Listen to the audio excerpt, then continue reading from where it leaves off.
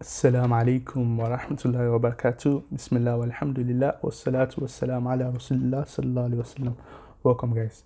Today we will talk about another concept to further expose the ambiguous nature of the doctrine of the Trinity and how they are claiming monotheism. So we would keep on exposing them. Okay, they cannot get away with this. So now they came up with a concept, like they use this concept, like, for example.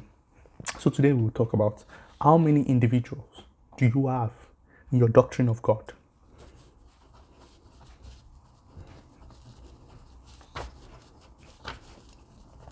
Because see, guys, all we are trying to preserve here is monotheism and tawheed, okay? Monotheism and tawheed. We don't want anybody that doesn't believe in one God to now say they believe in one God. So what is the term they've used to say that? See, this is what we are saying. They have used the term, like, we ask them about Trinity, that you guys are worshiping three gods. They will say, no, we have three persons, and one being, okay? This is what they will tell us. The question is that this is ambiguous, because what does that even mean, okay? So another way we can put the question is this: how many individuals do you have in your doctrine of God? How many? One or three? And the answer you give will show us where you stand. How many individuals do you have?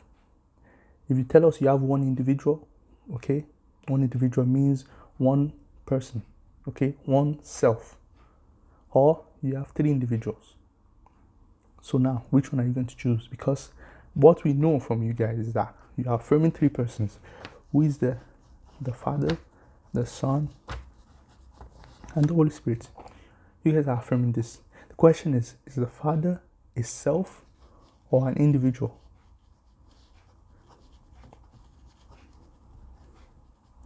Is the Father an individual or not? Is the Son an individual or not? Is the Holy Spirit an individual or not? Okay?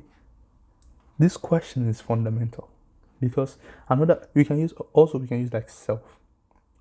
Are they selves? Like, like myself. If I say myself, I know I'm referring to myself, my individual, my identity, my individual person, okay? So now, if you have more than one individual, that is not monotheism.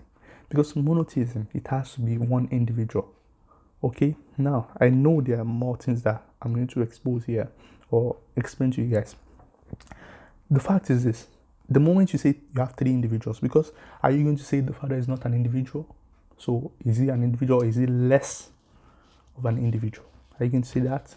Are you going to compromise the Father's position and say the Father is less than an individual?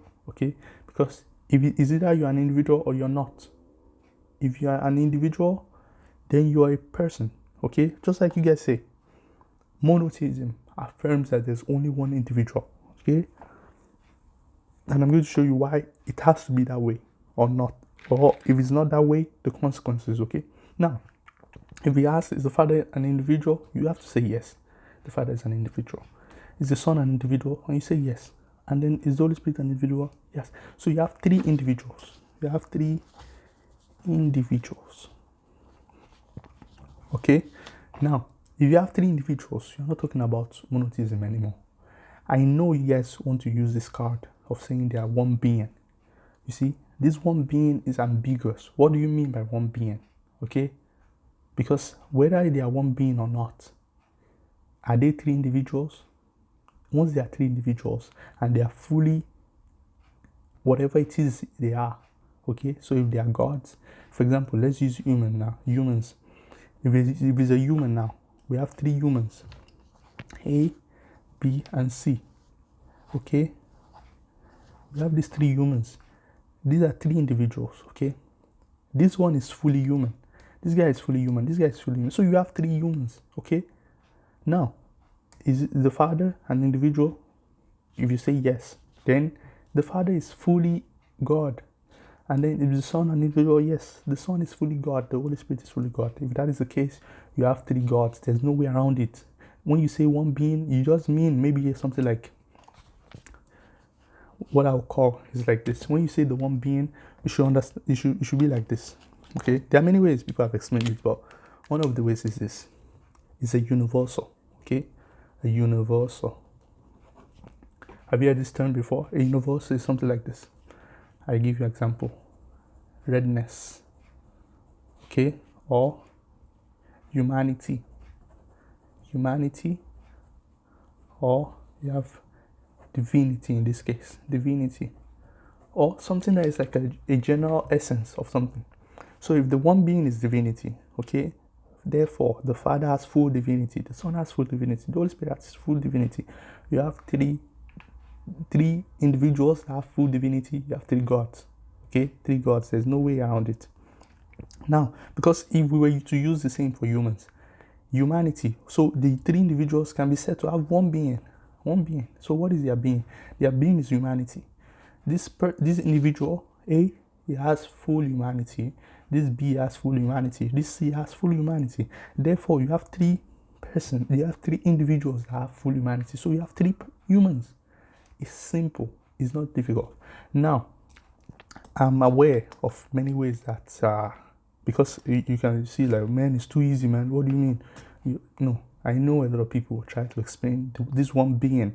So the question is not about the persons anymore, because if you think that the persons are actually three, then you are like orthodox, and everybody is so clear, even from the New Testament, okay, it's so clear that there are three persons here. Now the question is about this one being. Most of the time, this is what people are talking about. What does it mean that they are one being? Some people think they are one being because they are inseparable. Okay, so you have this kind of connection. Okay, is that this way? This is it.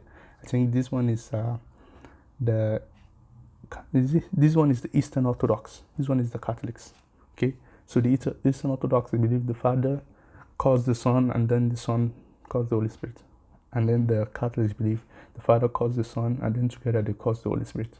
Any which way. So some people believe the one being is this inseparable union. Okay, this union of, because the Son didn't just pop out of nowhere. They believe the Son is from the Father. Because if you say the Son pop out of nowhere, that is Arianism. Okay, that is Arianism. Because they believe the Son is a creator. Okay, but they don't really mean that the Son is not God. They just think he's not from the Father. Okay, they believe the Father created him from nothing. Okay, and there was a time he was not. So this is a popular phrase from the Arians. But the point is this, guys. If you think the one being is a universal, you have three gods. There's no doubt about that. If you think it's a universal. Now, if you think it is some kind of unity that is inseparable, okay? Some people think it is inseparable. Therefore, because it is inseparable, you are saying they are one in that sense. Just like, I think, is it St. Augustine or Duns Scotus that they gave an example of a man and a woman. So you have a man and you have a woman, okay? So you call them one flesh. You call them one flesh, right? The man and the woman, they are one flesh. Okay? The question still remains. You see, all this one flesh word, when you say they are one flesh, you have two individuals, okay? Two individuals, a man and a woman, okay? But you can call them one flesh. You can call them nominally. You can call them one flesh. But they are not really one flesh, okay? Because we know they are two individuals, okay? So now, the same way, you might think that you can call them one God, or one being or one God, but they are actually three gods. And funny enough, there are people today that are actually affirming this. For example, the social Trinitarians, they have no problem whatsoever affirming that there are actually three gods, but they have to be that way. Okay, so that is them. They are not confused about this. Now, the people that are confused most of the time are the people that are trying to hold on to monotheism. You see, monotheism is not confusing. It's just one individual, okay? One individual,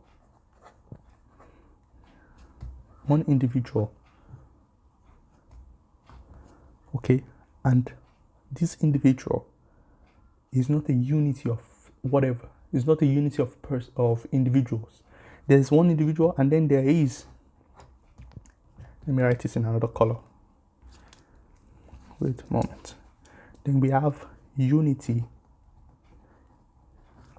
of individuals. Now, this one individual, this is what we call absolute monotheism. This is monotheism. This is what the Jews and the Muslims believe in. One God, in that very sense of the word. He has no partner, okay? No other. When you say a unity of individuals, you're talking about a union, okay? Union. And guess what? This is the same language you guys use when you explain the Trinity. The triune. Have you heard that word before? Triune. Okay? Une. This une part is like unity, okay? The point I'm saying is this. This is monotheism right there.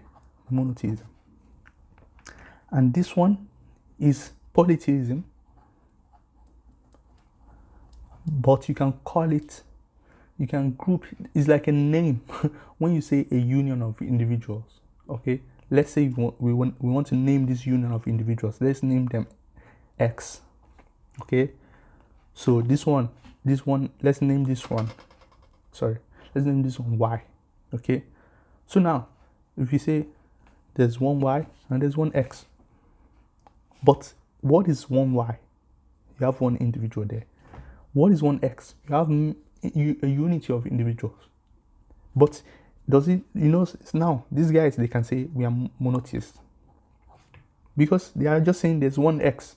But when we ask them what is the meaning of X, that is when we know it is polytheism. Whereas if we ask these guys what is the meaning of Y, you know it is monotheism. Do you see? So this ambiguous word that you guys are using of three persons and one being, I've told you guys there are different ways you can go about it. This is just two of them. The first one is to think that it's a universal. If it's a universal like humanity and divinity, then you can see we have three persons and one being. One being, humanity. But doesn't mean we don't have three human beings. We have three human beings. Such that if you say you have three persons and one being, divinity. If it's divinity, each of them has full divinity. Therefore, they have three gods. You have three divine beings. You have three gods right there. Now, whoa, sorry about that. Then another way to understand this is to say they are united, they are inseparable, therefore they are God, and they are from each other. So it's not something, it's not Arianism. It doesn't see. Look at this. What are we talking about? How many? I told you, I've said it before. Quantity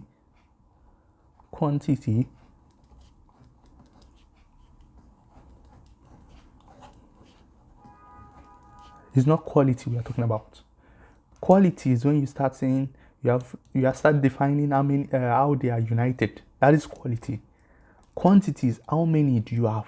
So guys, don't forget this. In fact, let me use this. Let me use this marker. When we are talking about monotheism, we're talking about how many, not how are they united. Can you see this? Sorry.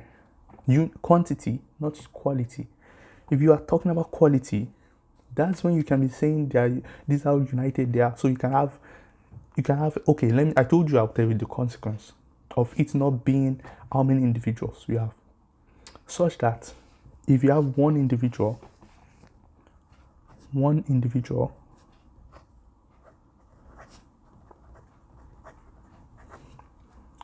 then you have an X. No, let me not use X now. And let's use X, this small X. Amount of individuals. If you can see that. See, one individual, is it the same as an X amount of individual? If this X, when X is greater than 1, meaning X can be any number, okay? X is greater than 1. So that you put 2 there. Is one individual the same as 2 individuals? You put 3 there. If you now let it go for the Trinitarians, who are saying there are 3 individuals, and they put 3 here, so you have 3 individuals. What about 100 individuals? If you can allow 2, I'm not even talking about 3 here. You can allow 2, then you have to allow 3. You have to allow 100 individuals and an infinite amount of individuals to be the same as one individual. which is completely ridiculous. That's when we don't understand what we're talking about anymore, and we should pack our bags and go home. So guys, I hope you can understand this. So I've shown you two methods that you can use to explain the one being here, so that you can understand their biggest. They are just trying to confuse you, okay? It's either a universal, or they are describing the quality of how the three gods are united. So you hear them use this word union. So this is the second type, and this is the other type. So understand this, and then you can start talking to them without even using any Bible. You see, this is what they've come up with. And I'm telling you, if you can understand this, you can at least start. Just remember this part, okay? Quantity, not quality. They will try to tell you about the quality. Ask them about quantity. That is monotheism. You see, the Jews and the Muslims, we disagree on many things, but we don't disagree about the quantity. And that's all that matters. So, wassalamu alaikum wa rahmatullahi wa barakatuh.